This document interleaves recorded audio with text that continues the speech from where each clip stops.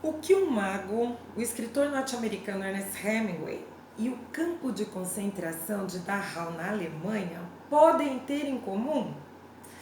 Eu vou te contar essa história e tenho certeza que você vai achá-la tão bonita quanto eu achei quando li a respeito há alguns anos. Meu nome é Ludmilla, este é o meu canal Relíquias Ocultas e vocês são muito bem-vindas e bem-vindos no nosso vídeo semanal, que era para eu ter postado ontem, mas eu fiquei sem internet, então estou postando hoje.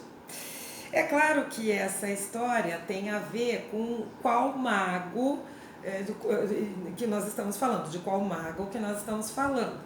Então, pensando em magos, acredito eu que na sua cabeça venha, como viria a minha cabeça, o mago Merlin, o famoso mago das histórias do Rei Arthur. Você pode pensar também em Gandalf, o mago do Senhor dos Anéis.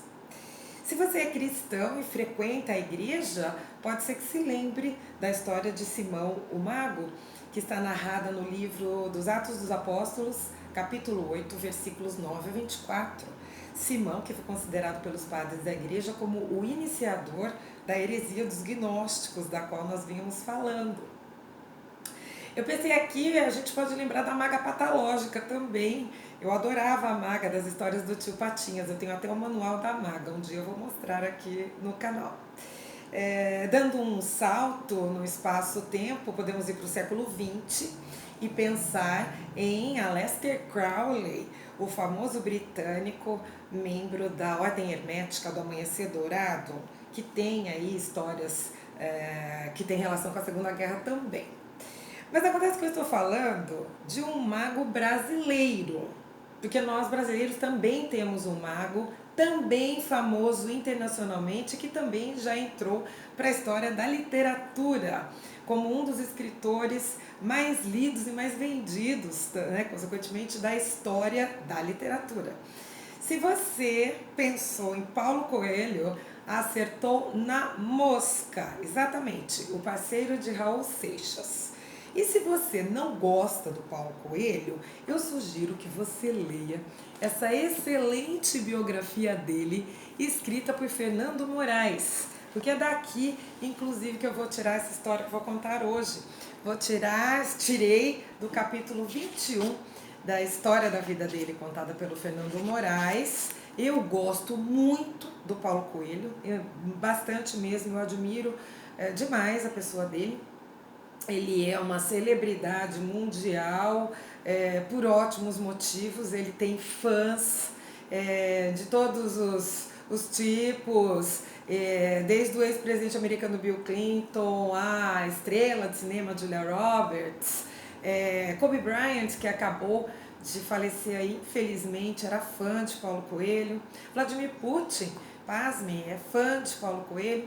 Ele recebeu a mais alta condecoração do governo da França, a Legião de Honra.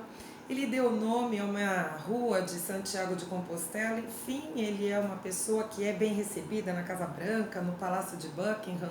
Ele tem mensagens maravilhosas nos seus livros, transmitidas de uma maneira simples, que muitas vezes é criticada. Eu mesma antigamente tinha um certo preconceito contra os livros dele, mas depois eu fui ler, sentei para ler e mudei de ideia, e principalmente depois de ler a biografia. O Paulo é uma pessoa para a qual não existem coincidências. Ele acha que tudo tem um sentido, tudo tem uma conexão de sentido, e eu acho que ele está coberto de razão, mesmo que no momento a gente não compreenda, depois a gente vai entender que as coisas faziam sentido. Então, o Fernando Moraes nos conta, no capítulo 21, que no dia 23 de janeiro de 1982, 23 de fevereiro de 1982, nasce o escritor Paulo Coelho. Então, o seu primeiro livro, assim, a ser publicado, o primeiro livro de verdade, foi publicado alguns anos depois. Mas ele, enquanto escritor, esse Paulo que a gente conhece, nasceu nesse dia em que ele visita o campo de concentração de Dachau, que fica perto de Munique, o qual eu também tive a oportunidade de conhecer quando estive na Alemanha. O meu pai me fez altas recomendações para visitar Dachau. Como eu disse para vocês, meu pai adorava ler sobre a Segunda Guerra Mundial, então ele me disse: não deixe de visitar Dachau, que é um campo muito importante na história do nazismo. Ele é o primeiro campo de concentração a ser construído no Terceiro Reich, serve de modelo para todos os outros. Ele tinha uma capacidade inicial para 6.000 prisioneiros.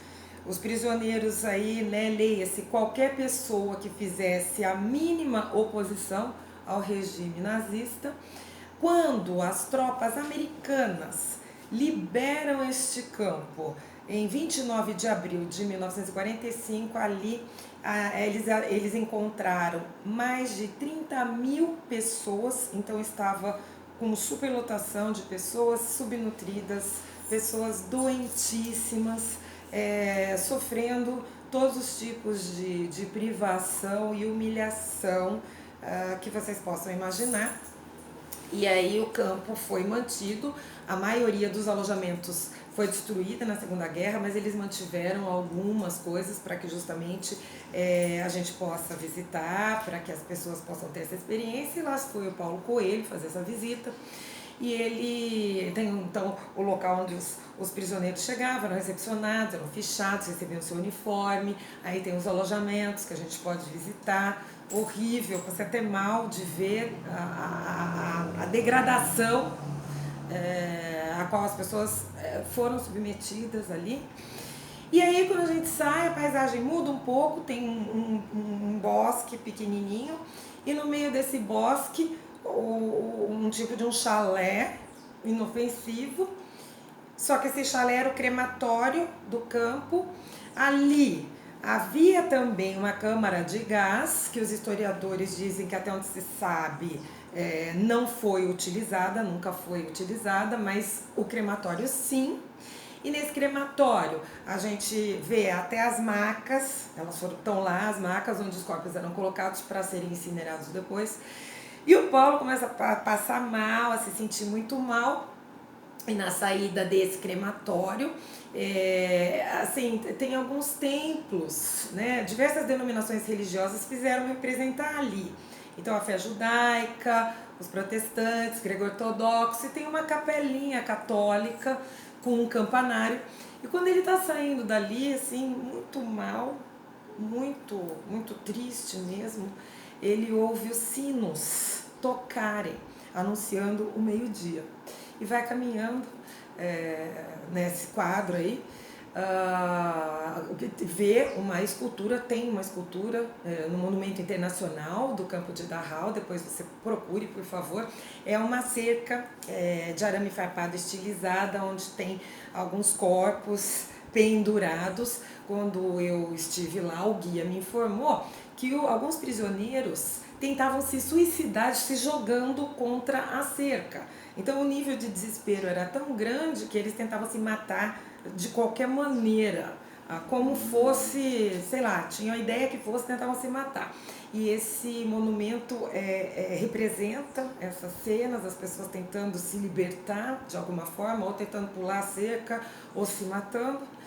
E também tem uma parede onde está escrita a frase "nunca mais".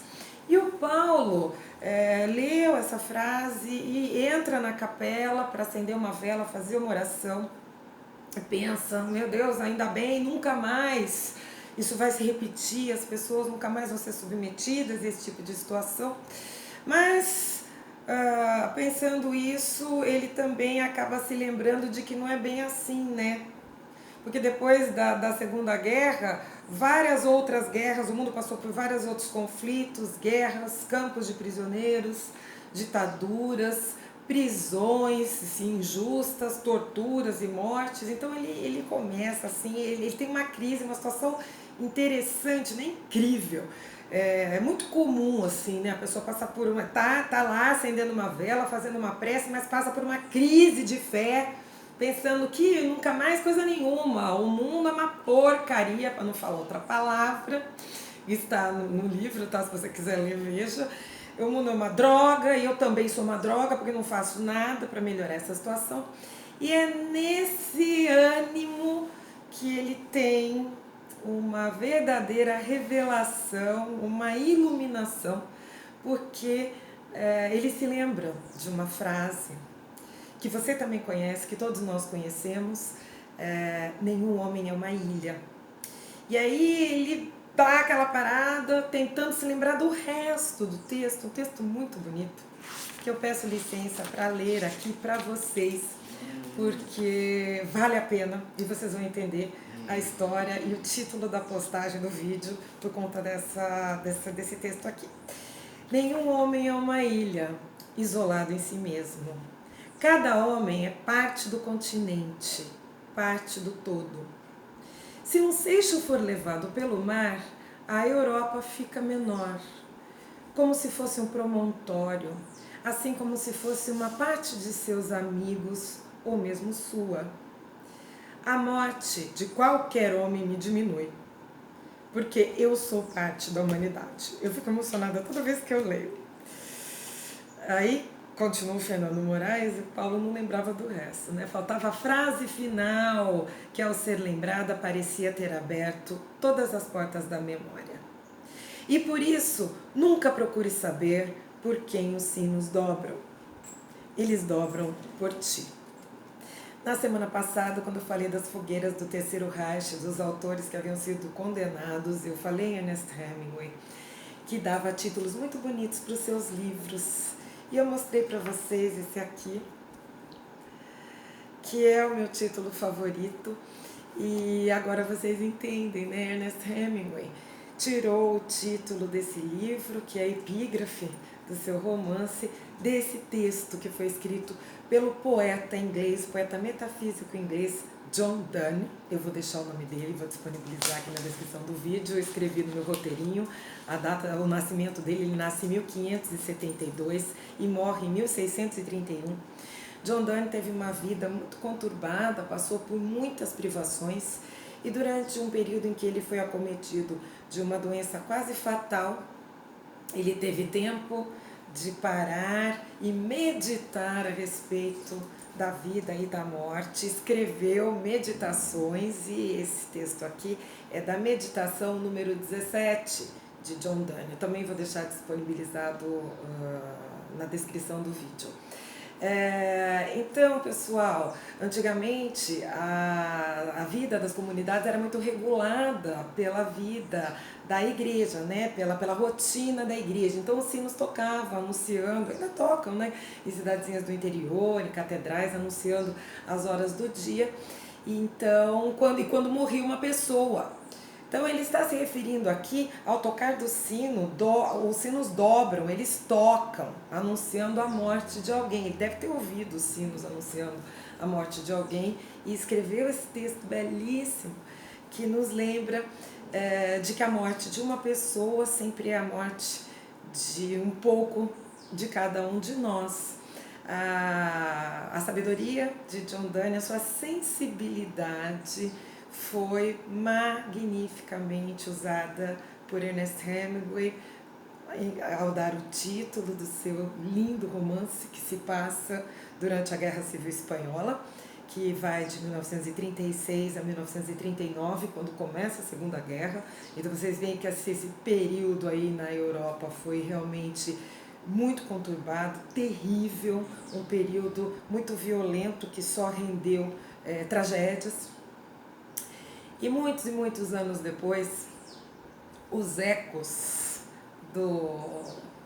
da sensibilidade de John Donne vão parar em Dachau. Então a resposta à pergunta, o que une o mago Paulo Coelho, o escritor Ernest Hemingway e o campo de concentração de Dachau está aí, são os sinos que dobram de John Donne.